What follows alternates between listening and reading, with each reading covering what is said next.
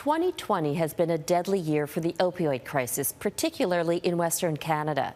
Every month, BC's coroner service makes overdose data public. Now, Alberta says it will do the same, launching a new online tool. This year alone, the two provinces have recorded more than 2,300 overdose deaths. Global National's Yourex-West reports. Canada's opioid crisis has killed thousands of people since 2016.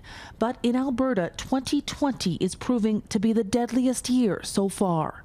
We are in uncharted water when it comes to overdose. We have never lost as many people to overdose. Between January and October, more than 1,000 people in Alberta died from drug poisonings. 904 of those deaths were related to fentanyl. That's more deaths than any other year since the opioid crisis began. Alberta's premier believes policies aimed at reducing the spread of COVID-19 are to blame.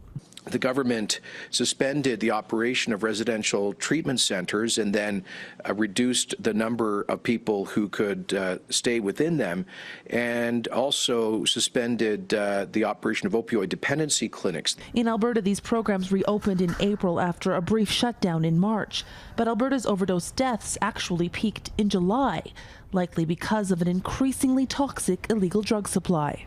When we look internationally, the UN Office of Drugs and Crime has looked at this issue. They're reporting that border closures have led to significant disruptions in illegal drug markets. And as a result, drug markets have become much more volatile during COVID. Alberta is not the only jurisdiction seeing a rise in overdose deaths. BC has seen a record number of deaths this year as well. But while BC has looked at expanding access to a safe drug supply, Alberta's government is focusing instead on treatment and recovery, eliminating fees for residential treatment beds, but pulling funding for the opioid replacement program Susan Tierney's son has come to depend on. I also believe that the program, the harm reduction programs that they're trying to shut down is not a good thing. They need all different avenues for the recovery, and that is one of them.